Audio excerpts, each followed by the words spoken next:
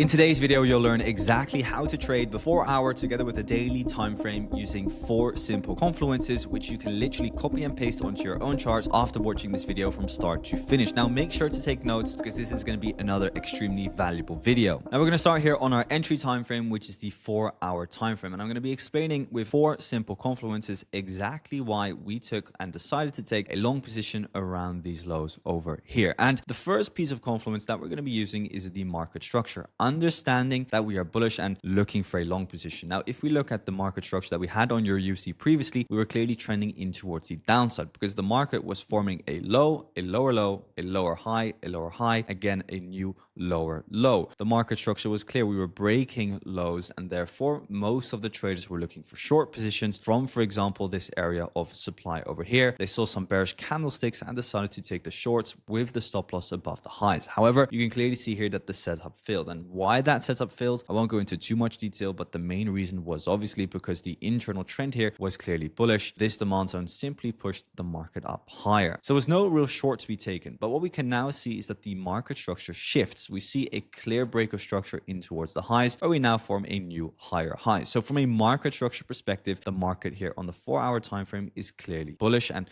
therefore we are looking for a long position. Now, the second piece of confluence is going to be our liquidity. And liquidity can be identified by the simple trick of drawing in your overall impulse in towards the upside. And within that impulse, you're going to be looking for the pullbacks, because underneath these pullbacks, that is where the liquidity is going to be positioned. What we then do is we draw a line on each of those pullbacks. So we have pullback number 1, we have pullback number 2, and we have pullback number 3. And ideally, what we want to see happening is that as many of these liquidity lows get taken before looking for that next long position further in towards the highs. And it's automatically also the reason why I was not looking for a long position from, for example, this demand zone. A lot of traders would say, hey, Fabio, what we have here is the breaker structure up. Here again, a breaker structure up. This is the low. This is the high. So now I want to get into a long position. No, what we do is we look at the lowest point, first of all, that broke market structure. That is this point over here. Therefore, I understand, okay, this is the overall swing low. And as long as that low is respected, we can still look for further upside. And second of all, we need liquidity to be always taken before looking for that long. So we have 3 liquidity points, and we're now waiting for liquidity to get swept before actually looking for the long position. Now, what we see here is that liquidity indeed gets swept. So again, we have the overall confluence to look for the overall long position. Now, confluence point number 3 is going to be the PVD. And PVD is as simple as drawing in your Fibonacci retracement tool and looking for retracement to at least the 0.5 fib, which is in this case the blue line that we have drawn in over here. And we want to see the market retrace in towards that overall blue line at minimum. It's not necessarily that it needs to tap the line exactly. It's more just an overall zone from where we can look for those potential longs further in towards the highs. Now, whenever the liquidity now gets taken and we're trading the higher time frame, an entry can always be as simple as setting a buy limit on top of the overall liquidity low, which is underneath the 0.5 fib. This is the third piece of confluence, the PVD, because when that 0.5 fib gets hit, we have the overall liquidation and the market structure is bullish, regardless of whatever the lower time frame will do here. Maybe it will manipulate a little bit longer, but we at least expect that the market will go and continue back in towards the highs to put in a new higher high. Now, the fourth and final piece of confluence is going to be your higher time frame confirmation, which we'll just draw on here as HTF. And the higher time confirmation is actually what we were discussing here,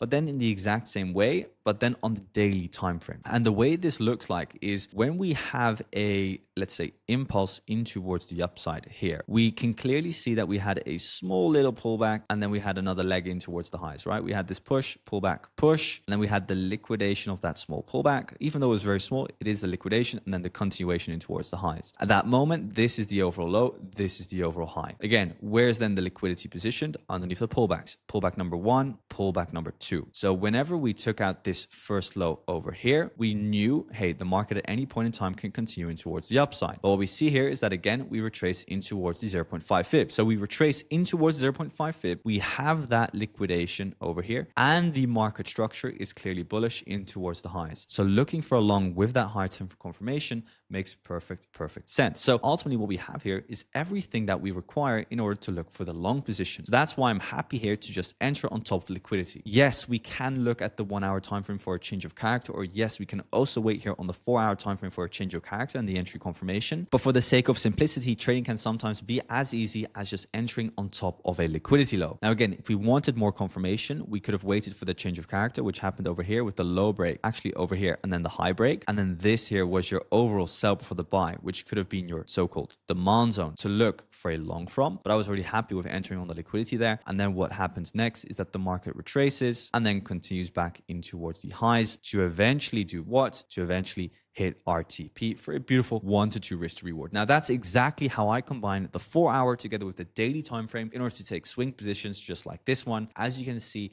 all we have to do is set the buy limit, enter on top of the liquidity, have the market structure, have the premium versus discount, and have that higher time frame alignment in order to take setups just like this one. Now, if you enjoyed this video, make sure to leave a like and subscribe to the channel, and let me know if you have any questions. Can't wait to see you in the next one. Thanks for watching.